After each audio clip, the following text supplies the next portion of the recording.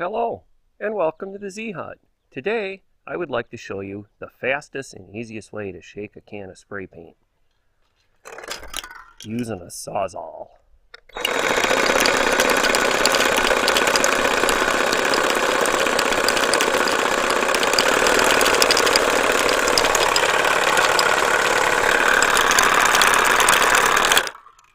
That's all it takes. She's shook and ready to use. Alright, well, just a moment here, I'll bring the camera up closer and I'll show you how this is attached. But just a couple little things first. One, always do this outside and preferably in a grassy area. Now, there is a slight chance that the can could come loose or the blade could break. That's always a possibility, and never run it at full throttle. I think I was running it about half and towards the end there up to about 3/4, but never run this full because it's going to be hard on the saw and then it'll increase the chance of the blade breaking as well. So yeah, do this outside in a grassy area, and the main reason because of that, if the can does come loose and hits the ground, it's most likely not going to rupture. And also I'd recommend having the cap on as well, so if it hits the ground, the spray nozzle isn't breaking and your paint's flying out all over the place. Now, I can't really see a situation where you're going to get killed doing this or injured badly, but there is always the possibility something's could happen to the can. You might get a face full of spray paint. So if you do decide to try this yourself, please do so at your own risk.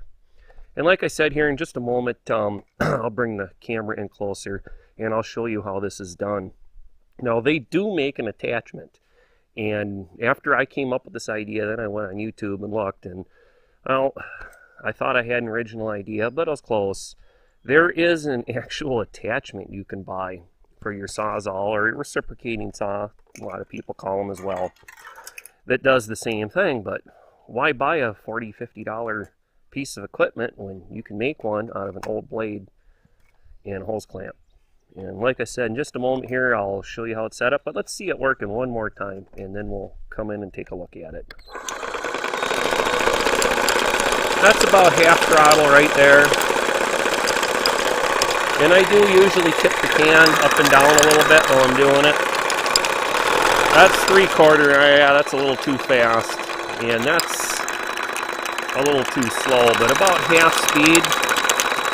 At about half speed, 20 to 30 seconds at most, that can's going to be as well mixed as if you sat and shook it by hand for 2-3 minutes. I can't remember offhand what it says on the cans, but a lot of them are like a minute. They recommend you shake them or a little longer.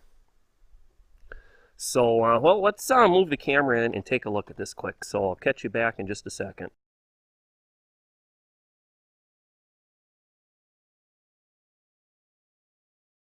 Alright, I have moved the camera into my garage here and set up on one of my workbenches to show you how this is put together.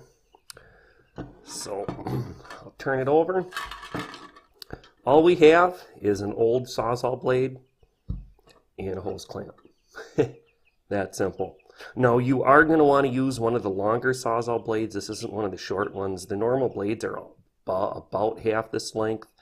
This one here is a longer one. It was for cutting metal, but a wood bit would probably work.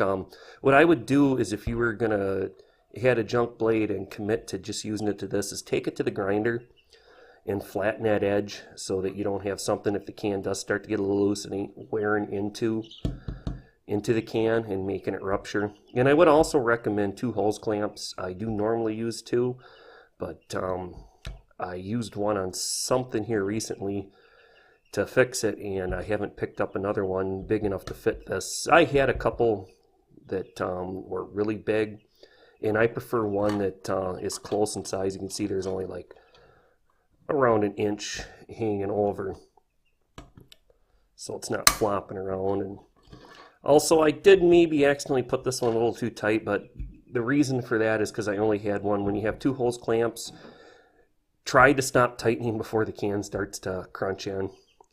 And you'll notice the blade is going to warp a little bit. When you take the hose clamp off, they do normally straighten back out, depending. I mean, if you're using a cheapo Chinesium blade, it's probably going to bend. But yeah, that's all there is to it. And like I said, I do recommend doing this outside, because if the can does come loose or the blade breaks and it hits your concrete floor, there's a good chance the can could blow up and you're gonna have spray paint all over. Or if it comes loose and goes flying and hits your car window and breaks it, that's why if you do try this trick, like I said, I don't see anybody could kill themselves doing this or any serious injuries. Just wear a pair of safety goggles. I remembered after I shot the first part of the video, I didn't put a pair on, and that was dumb of me. But yeah, throw on some safety goggles. Do it outside, and the worst that's going to happen is you're going to get some spray paint on you. Otherwise, you've seen how quick it shook it, and how easy. I mean, otherwise you're going to have to sit there and shake with your hand for a minute and a half, 2 minutes to get that can really well mixed, where if you just put it on the Sawzall 20-30 seconds later, it's mixed just as well and your arm's not going to be sore. So, well, that's my tip and trick for doing this. And if you're interested, there was 2 or 3 videos I found here on YouTube on, there's a commercial made attachment for your Sawzall reciprocating saw that the can straps into.